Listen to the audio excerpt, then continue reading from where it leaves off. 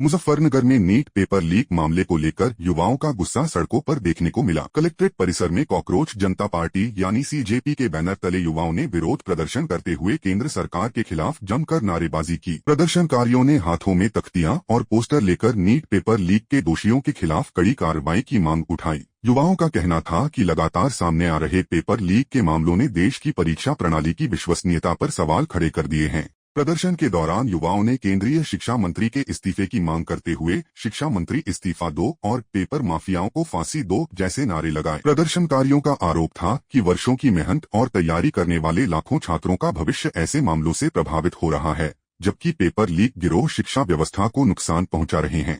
प्रदर्शन के बाद प्रतिनिधिमंडल ने राष्ट्रपति के नाम संबोधित ज्ञापन जिलाधिकारी को सौंपा। ज्ञापन में मामले की निष्पक्ष जांच, दोषियों के खिलाफ कठोर कार्रवाई, पेपर माफियाओं पर सख्त कानून लागू करने और भविष्य में ऐसी घटनाओं को रोकने के लिए मजबूत व्यवस्था बनाने की मांग की गई। प्रदर्शनकारियों ने चेतावनी दी कि यदि दोषियों के खिलाफ ठोस कार्रवाई नहीं हुई तो आंदोलन आगे भी जारी रहेगा। मेरा नाम कैलाश कुमार है। देखो, हमारी तो यही मांग है कि जो भी देश में मतलब बेरोजगार भाई है उन्हें रोजगार मिल जाए सही टाइम पे, और जो पेपर लीक हो रहे हैं उन पर सख्त कार्रवाई हो। और जो धर्मेंद्र प्रधान है मतलब उनके जो भी हाथ है, मतलब कोई भी चीज हो, अगर हमें कुछ उस चीज का करना है तो उसमें सबसे मेन चीज हो, अगर हमारे नीचे काम करने वाले अगर कुछ गलती करते हैं तो उन्हें तुरंत ही, अगर मैं गलती कर रहा है तो उन्हें फांसी मिलनी चाहिए, क्योंकि देश के कुछ बच्चों ने फांसी खाई है, जिसके कारण उसके जिम्मेदार जो धर्मेंद्र प्रधान है वही है। तो इसलिए हम तो हमारी यही मांग है कि धर्मेंद्र प्रधान अपना इस्तीफा दे। हाँ सर, अभी तो मतलब अधिकारी से मिले हैं और उन्होंने ये भी बोला है कि हम आपकी जो ये बात है उस चीज को हम रखेंगे। तो हमने जो अपना ज्ञापन दिया है, राष्ट्रपति का नाम दिया है, और हम डीएम साहब को अपना ज्ञापन सौंपेंगे, जिससे राष्ट्रपति साहब को ये चीज पहुंचा। हमारा देखो, अभी ये कोई पार्टी नहीं बनी, अभी तो ये है कि हम जो युवा है उनको एक निकलने का एक प्लेटफॉर्म मिला है, जिससे हम अपने घरों से निकल सके, अपने हक अधिकारों के लिए आवाज उठा सके, लड़ सके। ये अभी ये पार्टी नहीं है। आया सड़क पर आ रहे थे नारेबाजी करते। हाँ, हम सड़क पर आए हो तो भाई देखो, अगर किसी न किसी को तो जिम्मेदारी उठानी पड़ेगी। अगर हम देश के जो युवा है, हम युवा घरों में पढ़कर अगर रीली देखते रहेंगे तो देश का युवा तो अपने जब अधिकारों के लिए नहीं लड़ेगा तो सरकारी क्या करेगी? फिर हमें भी तो लड़ना पड़ेगा, सरकारों को दिखाना पड़ेगा कि हम कितनी जनता है जो देश के बेरोजगार भाई है, जो डिग्री लेने के बावजूद भी हम ऐसे ही घूम रहे हैं।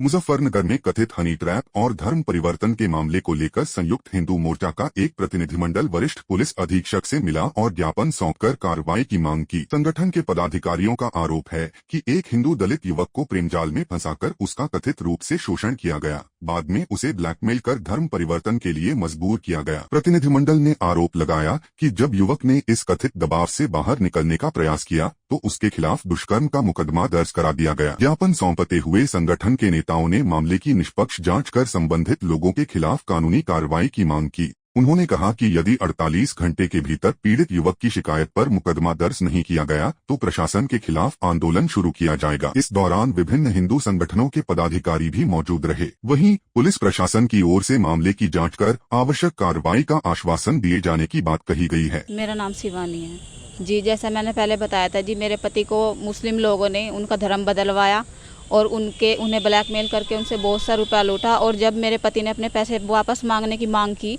तो उनके खिलाफ झूठा मुकदमा उन्होंने यहाँ पर थाना सिविल लाइन में दर्ज करा दिया।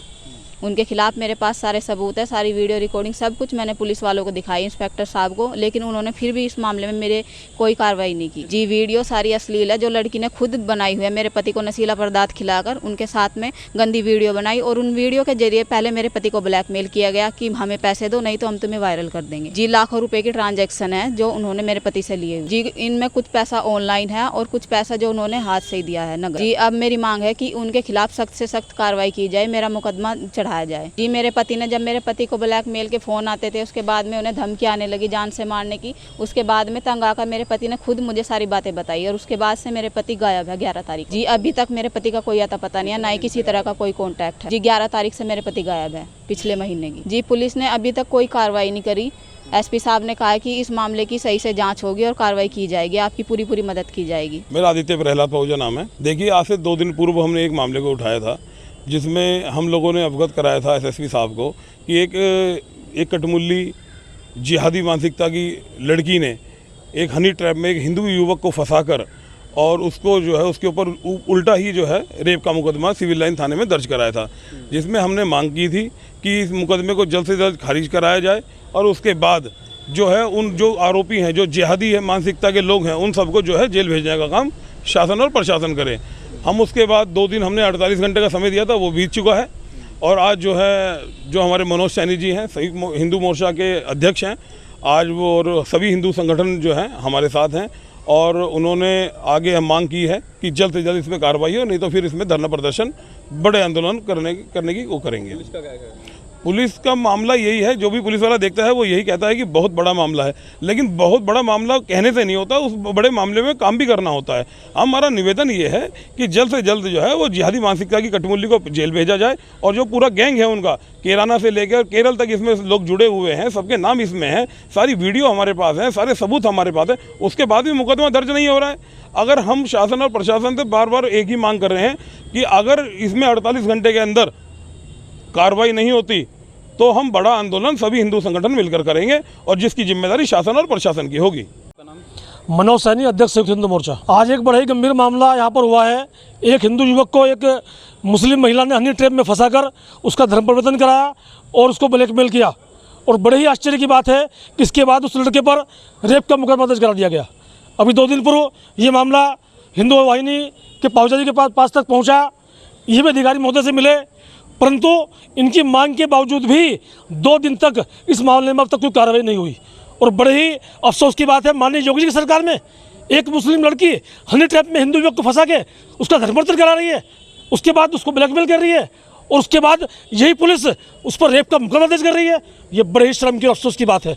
और आज हम बता देना चाहते हैं पुलिस प्रशासन को, अगर इस मामले को गंभीरता से नहीं लेंगे और उस बड़े गैंग का ये खुलासा नहीं करेंगे तो एक बड़ा आंदोलन सभी हिंदू संगठन करने को बाध्य होंगे। फिर बाद में हमें प्रशासन अधिकारी कहते हैं, जब पहले एक मामला हुआ था मीम लाने का, हमने कपिल देव जी का धरना दिया था, तो ये कप्तान साहब ने हमें कहा था, भाई सैनी जी हमें बता दिया करो पहले, आप बस सुनते कहाँ आप पहले बताने साहब। 2 दिन पहले बताया, आज बताया, 2-3 मिनट का टाइम तुम्हारे पास बात करने का नहीं है, तो फिर तो उसकी बात तो भैया धरने पसंद करने पड़ेंगे, मंत्रियों का घेराव करना पड़ेगा, थाने में घेराव करने पड़ेंगे। और मेरे भाई ने हनुमान चालीसा की बात कही, हनुमान चालीसा ही नहीं, शिव तांडव स्रोत भी होगा। और जब शिव तांडव स्रोत होता है ना, सबको पता हो कैसे होता है। इसलिए अब जो है संयुक्त हिंदू मोर्चा मैदान में आ गया है और सभी हिंदू संगठनों के सहयोग से अब निश्चित तौर पर कार्रवाई होगी और कार्रवाई करनी ही पड़ेगी। देखो इस मामले में तो बता सकते हैं भाई, बहरहाल वो तो नाम ही उनका तो महावीर सिंह चौहान जी हैं और सबको पता, महावीर सिंह चौहान जी तो बहुत काबिल अधिकारी हैं। अब उन्होंने किस स्थिति में मुकदमा दर्ज करा, इसके बारे में तो वही बता सकें, जांच करी नहीं करी। शिवसेना के प्रदेश अध्यक्ष पद पर पुनः नियुक्ति के बाद ललित मोहन शर्मा का भव्य स्वागत और अभिनंदन किया गया। क्रांति सेना महिला मोर्चा की जिला अध्यक्ष पूनम चौधरी के नेतृत्व में आयोजित कार्यक्रम में महिला मोर्चा की पदाधिकारियों और कार्यकर्ताओं ने पुष्पमालाएं पहनाकर तथा पुष्पगुच्छ भेंट कर उनका सम्मान किया। इस दौरान उपस्थित कार्यकर्ताओं ने उन्हें शुभकामनाएं देते हुए सफल कार्यकाल की कामना की। कार्यक्रम को संबोधित करते हुए पूनम चौधरी ने कहा कि ललित मोहन शर्मा का दोबारा प्रदेश अध्यक्ष बनना उनके नेतृत्व कौशल, संगठन क्षमता और जनसेवा के प्रति समर्पण का परिणाम है। उन्होंने विश्वास जताया कि उनके नेतृत्व में संगठन और अधिक मजबूत होगा तथा समाज और राष्ट्रहित के कार्यों को नई दिशा मिलेगी। इस अवसर पर महिला मोर्चा की कई पदाधिकारी और कार्यकर्ता मौजूद रहीं। सभी ने संगठन को और अधिक सशक्त बनाने तथा जनहित के कार्यों में सक्रिय भूमिका निभाने का संकल्प लिया। मैं पूनम चौधरी, महिला मोर्चा की जिलाध्यक्ष, अपनी सभी महिला पदाधिकारियों के साथ आज हमने अपने माननीय ललित मोहन शर्मा जी को शिवसेना में दोबारा से प्रदेश अध्यक्ष बनाने पर हार्दिक बधाई दी है, हार्दिक अभिनंदन किया है। पूरी महिला मोर्चा टीम आज बहुत ही हर्ष का विषय है कि हमारे भाई साहब को शिवसेना में दोबारा से सम्मानित किया है। महाराष्ट्र की पूरी वहाँ की टीम को झुकना पड़ा और भाई साहब को दोबारा से पद पर सम्मानित करना पड़ा। हमारे पूरे पश्चिमी उत्तर प्रदेश के अध्यक्ष है भाई साहब और पश्चिमी उत्तर प्रदेश में माननीय ललित मोहन शर्मा जी के नाम से ही शिवसेना को जाना जाता है। अन्य कोई नेता यहाँ पर ऐसा हिंदू कट्टर नेता नहीं है जो भाई साहब को टक्कर दे सके। इसीलिए महाराष्ट्र वालों को भी समझ में आ गया कि यहाँ पर शिवसेना में कौन प्रदेश की सत्ता को संभाल सकता है। आज हम महिला मोर्चा टीम पूरा सम्मानित करते हैं और भाई साहब को पूरा आश्वासन दिया है कि हमारी जहाँ भी जरूरत पड़ेगी महिला मोर्चा टीम कंधे से कंधा मिलाकर भाई साहब के हाथों को मजबूत करेंगे। धन्यवाद। मुजफ्फरनगर के न्याजीपुरा में भारतीय किसान यूनियन सर्वे समाज द्वारा सदस्य जोड़ो अभियान के तहत एक भव्य कार्यक्रम का आयोजन किया गया। कार्यक्रम में संगठन के पदाधिकारियों, कार्यकर्ताओं और क्षेत्र के गणमान्य लोगों ने बड़ी संख्या में भाग लिया। इस दौरान संगठन को मजबूत बनाने, किसानों, मजदूरों और जरूरतमंद लोगों की समस्याओं के समाधान तथा सदस्यता अभियान को और गति देने को लेकर विस्तार से चर्चा की गई। कार्यक्रम के दौरान संगठन के राष्ट्रीय अध्यक्ष ने समाजसेवी नूर आलम को संगठन में महत्वपूर्ण जिम्मेदारी सौंपते हुए उनका स्वागत किया और उज्जवल भविष्य की शुभकामनाएं दी। वक्ताओं ने कहा कि नूर आलम लंबे समय से समाज सेवा से जुड़े हुए हैं और क्षेत्र में उनकी अच्छी पहचान है। संगठन को उम्मीद है कि उनके जुड़ने से किसानों, मजदूरों और बेसहारा लोगों की आवाज को और मजबूती मिलेगी। कार्यक्रम में मौजूद कार्यकर्ताओं ने संगठन के विस्तार, ग्रामीण क्षेत्रों की समस्याओं के समाधान और जनहित के मुद्दों को मजबूती से उठाने का संकल्प लिया। साथ ही सभी ने संगठन को गांव-गांव तक मजबूत करने का भरोसा भी दिलाया। मेरा नाम महराज जहां है और मैं भारतीय किसान यूनियन की सर्वधर्म की राष्ट्रीय प्रवक्ता हूँ। आज ये प्रोग्राम हो रहा है, ये भाईचारे का, एकता का प्रोग्राम हो रहा है और जो किसानों के साथ अत्याचार हो रहा है उसके बारे में हमारी एक मीटिंग थी कि किसानों की लड़ाई किस तरह से लड़ी जाए। किसानों के जो अधिकार जो मिलने चाहिए वो किसान भाइयों को नहीं मिल रहे हैं, जो पूरे हिंदुस्तान को अन्न खिलाने का काम करते हैं, जो रात दिन मेहनत करके अनाज पैदा करते हैं, जो हम लोगों को पालने का काम करते हैं, उन्हीं के साथ जो है ये सरकार अन्याय कर रही है। इसलिए हम एकजुट होकर किसानों के साथ कंधे से कंधा मिलाकर उनकी आवाज को बुलंद करने का काम करेंगे और सरकार से मांग करेंगे कि सरकार जो है किसानों के जो अधिकार हैं, जो किसानों की मांगे हैं, उसको पूरा करे। मेरा नाम नूर आलम है। ये भारतीय किसान यूनियन का प्रोग्राम चल रहा और इन्हें राष्ट्रीय प्रभारी मुझे बना और बस ये है कि सब लोग जैसे पहले से काम करते हैं इस तरीके से अपना लोग काम करेंगे अपना। और क्या बस है कि हम तो सब ये है कि अपना हिंदू मुसलमान सब पहले मिलकर अपना संगठन बढ़ाएंगे, अपना जो भी काम है अपना काम करेंगे। तो जो पहले चलता है किसानों का मामला, गरीबों का और किसानों को जो भी पहले चलता है उसके आधार पर काम करेंगे। दिल्ली के तुगलकाबाद एक्सटेंशन इलाके में देर रात एक बहुमंजिला इमारत में भीषण आग लगने से हड़कंप मच गया। जानकारी के अनुसार आग इमारत के ग्राउंड फ्लोर पर स्थित पार्किंग में खड़ी बाइक और स्कूटरों से शुरू हुई, जिसने देखते ही देखते पूरी इमारत को अपनी चपेट में ले लिया। आग लगते ही इमारत में रहने वाले लोगों में अफरा-तफरी मच गई और कई लोग अंदर फंस गए। घटना की सूचना मिलते ही दमकल विभाग की 8 गाड़ियां मौके पर पहुंची और राहत एवं बचाव कार्य शुरू किया गया। फायर ब्रिगेड की टीम ने कड़ी मशक्कत के बाद आग पर काबू पाया और इमारत में फंसे 8 लोगों को सुरक्षित बाहर निकाला। स्थानीय लोगों के अनुसार इस हादसे में 8 लोग घायल हुए हैं, जबकि एक व्यक्ति की मौत हो गई। घायलों को तत्काल एम्स ट्रॉमा सेंटर और सफदरजंग अस्पताल में भर्ती कराया गया, जहां उनका उपचार जारी है। फिलहाल आग लगने के कारणों की जांच की जा रही है। घटना के बाद इलाके में दहशत का माहौल है और प्रशासन ने लोगों से सतर्क रहने की अपील की है। सर, इसमें मेरे हिसाब से 15-16 लोग फंसे हुए थे, जिसमें से 8 लोग तो घायल हुए हैं और एक की शायद डेथ हो गई है। उसका शायद नाम पंकज है, क्या है पता नहीं है। आइडिया है कि पंकज ही है वो। और कुछ लोगों को पीछे से निकाला गया है, कुछ लोगों को देखिए साड़ियां हैं, साड़ियों से निकाला गया। हम छत पे गए हैं, छत पे दरवाजे तोड़े गए हैं, टंकियां तोड़ के पानी बहाया गया है कि कुछ मामला शांत हो जाए। तो नीचे आके देखा है तो कंडीशन बहुत ख़राब थी, बहुत ज़्यादा। अगर फायर ब्रिगेड नहीं आती तो कहानी मतलब जितने भी लोग थे सब खत्म हो जाते। टोटल 15-16 लोग फंसे थे, जिनको 4 लोगों को बाहर से निकाला गया, 4 छत से निकाला गया, 2 लड़कियों को पीछे से निकाला गया और 8 घायल हैं इसमें। आग करीबन 2:10 के करीब लगी थी। ये हमें पता चला 2:20 के करीब, जब ज़्यादा आग फैल गई थी। हाँ, रात में। एक्चुअली मेरा घर सामने है इस बिल्डिंग के, तो मेरी बेटी बालकनी में खड़ी हुई थी, तो उन्होंने देखा कि ऊपर वाले धुआं हो रखा था और ऊपर वाले टॉप फ्लोर से लेडी चिल्ला रही थी बचाओ बचाओ। उसने मेरे को उठाया।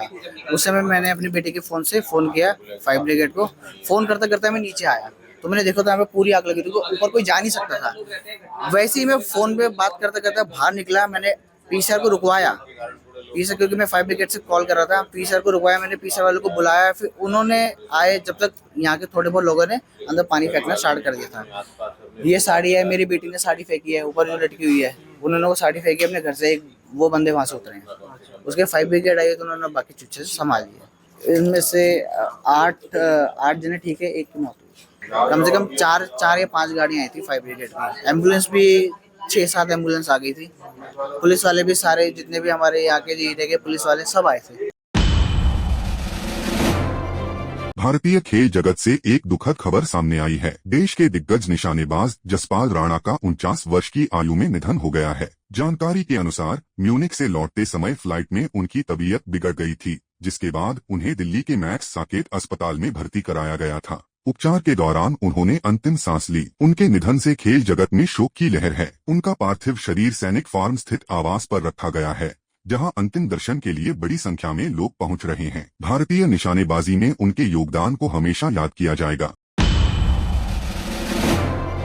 गुजरात के अहमदाबाद में हुए भीषण विमान हादसे को आज 1 वर्ष पूरा हो गया है, लेकिन उस दर्दनाक त्रासदी की यादें आज भी लोगों के दिलों और दिमाग में ताजा हैं। 12 जून 2025 को लंदन जा रही एयर इंडिया की फ्लाइट AI 171 मेघानीनगर क्षेत्र में स्थित बीजे मेडिकल कॉलेज के हॉस्टल परिसर से टकराकर दुर्घटनाग्रस्त हो गई थी। इस भयावह हादसे में विमान में सवार 242 लोगों में से 241 लोगों की मौत हो गई थी, जबकि जमीन पर मौजूद 19 अन्य लोगों ने भी अपनी जान गंवाई थी। इस दुर्घटना में केवल एक यात्री जीवित बच पाया था, जिसने पूरी दुनिया को झकझोर देने वाली इस घटना का प्रत्यक्ष अनुभव साझा किया था। हादसे की पहली बरसी पर कई लोगों ने मृतकों को श्रद्धांजलि अर्पित की और उनके परिवारों के प्रति संवेदना व्यक्त की। इसी क्रम में भारत में यूनाइटेड किंगडम की ब्रिटिश उच्चायुक्त लिंडी कैमरॉन भी घटनास्थल पर पहुंची और हादसे में जान गंवाने वाले लोगों को श्रद्धासुमन अर्पित किए। उन्होंने पीड़ित परिवारों के प्रति अपनी संवेदनाएं व्यक्त करते हुए कहा कि यह त्रासदी हमेशा याद रखी जाएगी। बरसी के अवसर पर स्थानीय प्रशासन,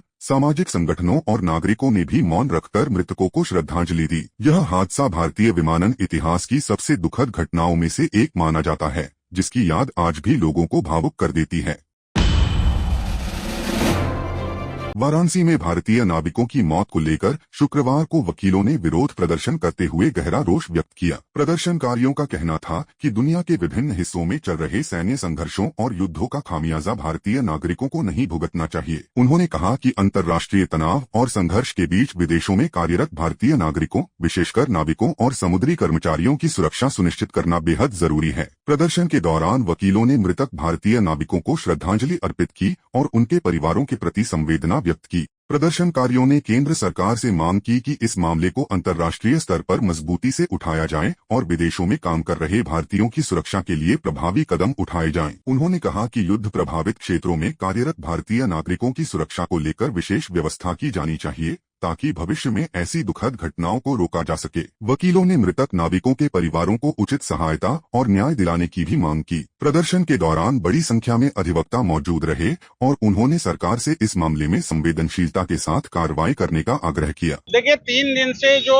हॉर्मुज में भारतीय इंडियन सेलर्स पे अमेरिका लगातार मिसाइल अटैक कर रहा है और 3 लोग जो मारे गए हैं, हमारे भारतीय नागरिक जो इंडियन सेलर्स मारे गए हैं, उसके प्रोटेस्ट में आज हम लोग वाराणसी में अमेरिका के खिलाफ शांतिपूर्ण जो है प्रदर्शन कर रहे हैं। अधिवक्ता समाज के लोग और सड़कों पे उतरे हुए हैं इस घटना की निंदा करने के लिए और विरोध करने के लिए, क्योंकि युद्ध ईरान और अमेरिका का चल रहा है, न कि अमेरिका और भारत का चल रहा है, और ये हमला मानवता के खिलाफ है। हम लोग कोई युद्धरत नहीं है भारतीय लोग, और शांतिपूर्ण ढंग से अगर मालवाहक जहाज लेकर के जा रहे हैं इंडियन सेलर्स, उस पे सवार हैं, आप लगातार हमले कर रहे हैं, उनको मार रहे हैं।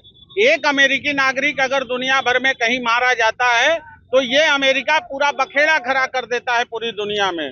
तो हम भारतीयों की भी भावना आहत हुई है, हम भारतीय भी मर्माहत हैं इस घटना से और निंदा करते हैं। भारत सरकार से मांग करते हैं कि कड़ा विरोध दर्ज कराए और भारतीयों की सुरक्षा युद्धरत क्षेत्र में जो है उनकी सुनिश्चित कराए।